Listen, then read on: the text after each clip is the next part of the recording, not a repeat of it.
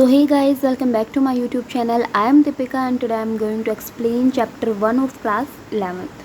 तो ये हमारे चैप्टर का नाम है द लिविंग वर्ल्ड और ये हमारा 4th लेक्चर है। तो बाकी के 3 जो लेक्चर हमने कर चुके हैं उनमें क्या क्या पढ़ा है, उनमें हमको अच्छे से याद है कि सबसे पहले हमने ग्रोथ पढ़ा, फिर उसके बाद हमने रिप्रोडक्शन वगैरह पढ़ा कि इन दोनों को हम डिफाइनिंग कैरेक्टरिस्टिक्स नहीं कह सकते लिविंग ऑर्गेनिज्म की कि किसी के अंदर इन दोनों की बेस पे हम ये नहीं कह सकते कि लिविंग थिंग है, ठीक है, या नॉन लिविंग थिंग है। ओके, तो किसके बेस पे कह सकते हैं, मेटाबॉलिज्म हो सकता है और सेल्फ कॉन्शियसनेस। तो बहुत अच्छा, मतलब सबसे बेस्ट यहाँ जाएगा, ठीक है। तो ये चीज़ आपको ध्यान रखनी है। उसके बाद हमने क्या पढ़ा था, उसके बाद हमने मैंगनीफेरा इंडिका जो बाइनोमियल नोमेनक्लेचर दिया था, किसने दिया था, तो कैरेलियस लाइनस ने ये हमको दिया था, ठीक है। तो इसके कुछ पॉइंट्स हमने पढ़े हैं, रूल्स वगैरह, कि इसको किस तरीके से लिखा जाएगा, इटैलिक्स में लिखा जाएगा, ठीक है। लैटिन से इसका ओरिजिन हुआ है। फर्स्ट नेम का फर्स्ट वर्ड जो है वो हमारा जीनस होता है और सेकंड वर्ड जो है वो हमारा स्पेसिफिक एपिथेट होता है, ठीक है। और अगर हम इनको नॉर्मली लिख रहे हैं हैंड रिटन से, तो हमको जैसे अगर हम मैंगनीफेरा इंडिका को लिखते हैं, जैसे ये पूरा नाम लिख दिया मैंने, मान लो, और ये इंडिका, ठीक है, तो उसको हम सेपरेट करेंगे ऐसे अंडरलाइन करके, ऐसे समझ आया।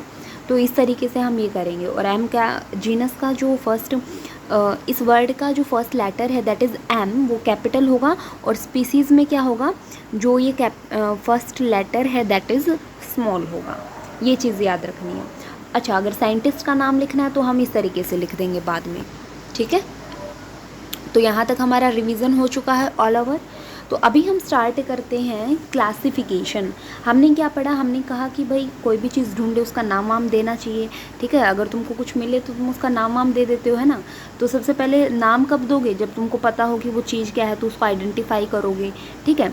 आइडेंटिफाई करने के बाद उसको क्लासिफिकेशन क्या होता है, देखो, since it is nearly impossible to study, देखो कितने सारे लिविंग ऑर्गेनिज्म है, हर एक को पर्टिकुलर स्टडी करना तो भाई इम्पॉसिबल होता है, ठीक है।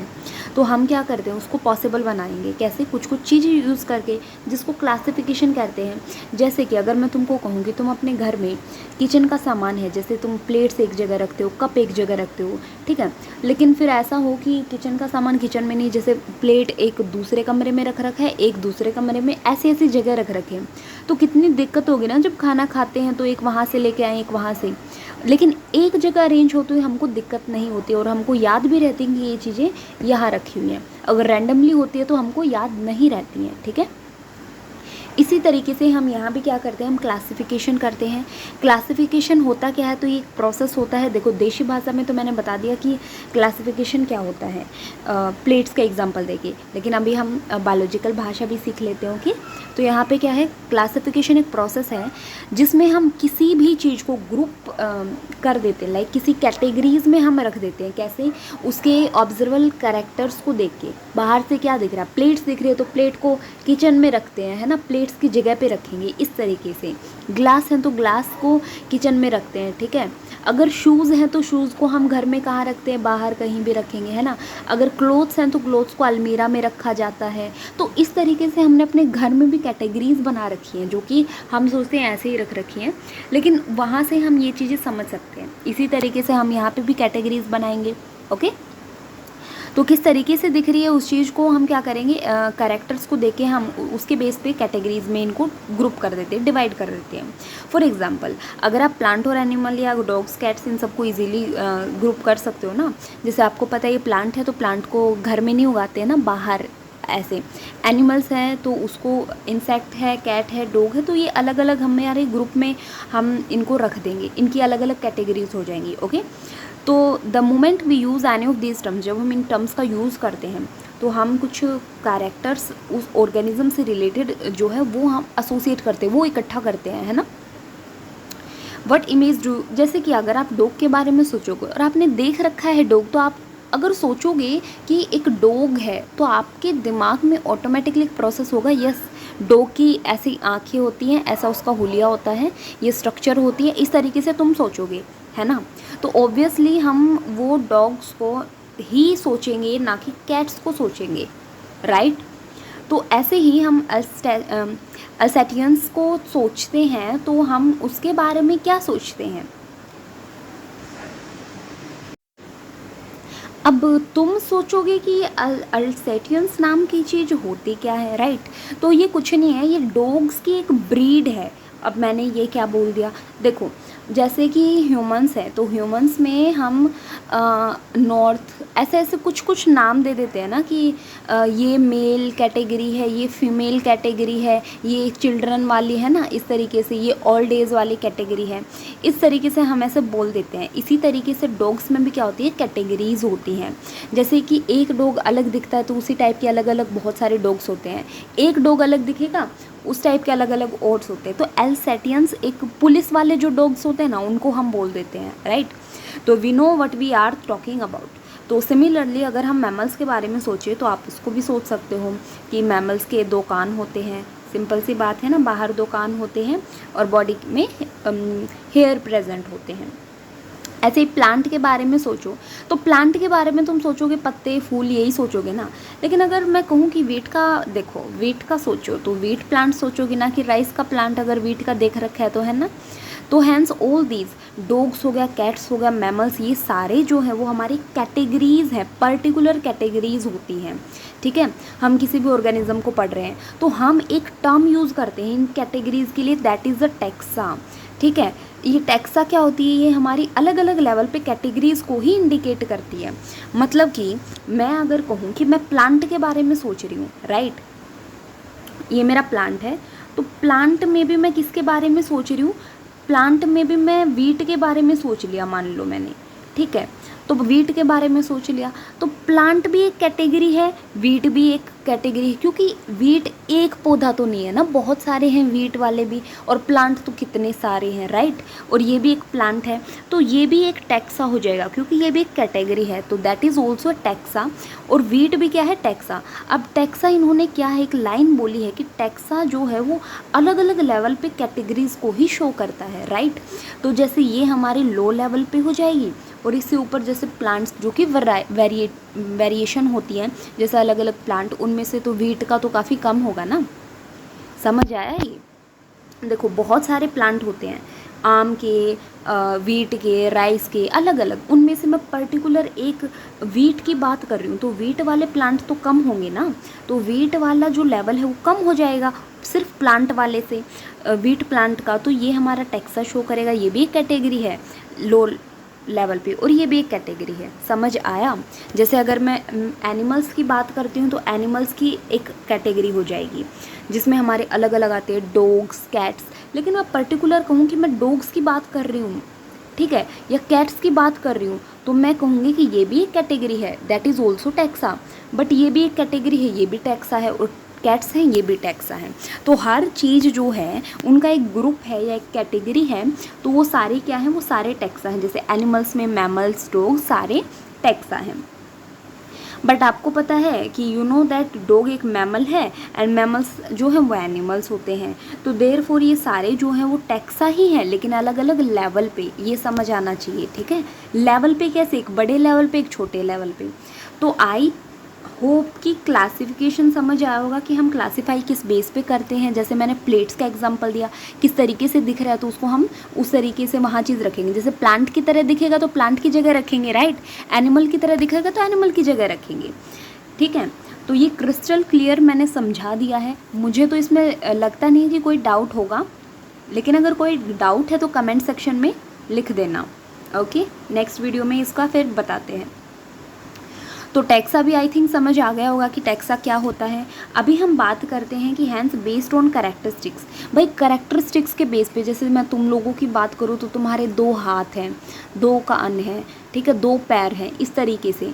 तो सारे लिविंग ऑर्गेनिजम्स को अलग अलग टैक्सा में हम क्लासीफाई करते हैं। इसी प्रोसेस को टैक्सोनॉमी बोलते हैं, राइट। तो एक्सटर्नल और इंटरनल स्ट्रक्चर जो हो गई हमारी, सेल किस तरीके की है, ओके, डेवलपमेंटल प्रोसेस किस तरीके की हो, इकोलॉजिकल इन्फॉर्मेशन, ये सारी ऑर्गेनिज्म की ज़रूरी होती हैं, और ये हमारे टैक्सोनॉमिकल स्टडीज़ का बेस है। बेस मतलब कि आजकल हम जो ग्रुप में डिवाइड कर रहे हैं ना, तो वो ऐसे नहीं कर रहे कि भाई ये प्लांट दिख रहा है तो इसको ऐसे ही रख दिया, नहीं नहीं, उसके बेस पे क्या किया जाता है, उसका बाहर का हुलिया भी देखेंगे, अंदर का हुलिया भी देखेंगे, समझ आया। इंटरनल स्ट्रक्चर भी देखेंगे कि इसमें क्या क्या प्रेजेंट है, ठीक है। अगर किसी एनिमल में कि इसमें किडनी तो है, लंग्स हैं, ऐसे से ये सब भी देखेंगे, ठीक है। पता चला बाहर से तो वो मैमल की तरह दिख रहा है और अंदर से उसमें गिल्स हैं। समझ आया क्या कहना चाह रही हूँ? तो एक्सटर्नल स्ट्रक्चर भी देखते हैं, इंटरनल स्ट्रक्चर भी देखते हैं, सेल का स्ट्रक्चर भी देखेंगे, किस तरीके से उसकी डेवलपमेंट हुई है वो भी देखेंगे, बाहर एनवायरनमेंट से किस तरीके का उसका लिंक है वो भी हम देखते हैं। ओके, तो आई होप ये भी समझ आ गया होगा। तो अभी हमारी बात आई है कि जो कैरेक्टराइजेशन है, मतलब कैरेक्टर को देख के हम क्या करते हैं, पहचानते हैं। किसको पहचानेंगे? देखो, सबसे पहले दिमाग में एक चीज़ लाओ, कैरेक्टर को देख के पहचानेंगे ना, राइट। तो पहले कैरेक्टराइजेशन होगा, फिर आइडेंटिफिकेशन होगा।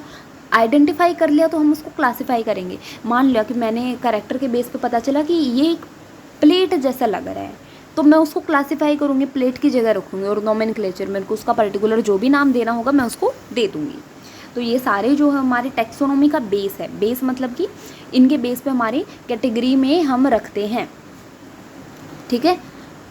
चलो, टैक्सोनॉमी कुछ नई चीज़ नहीं है। Human being always interesting in knowing more and more about the various kinds of organism, right. Human being जो है बहुत सारे जो ऑर्गेनिज्म है उनके बारे में जानने में उत्साहित होता रहता है, particularly with reference to their own use. मतलब खासकर जो उसके खुद के काम का होता है तो उसमें तो वो भाग के जाएगा कि हाँ मुझे इसके बारे में तो कुछ पता करना ही है, ठीक है, जब उसके खुद के काम का होता है तो ऐसा कुछ।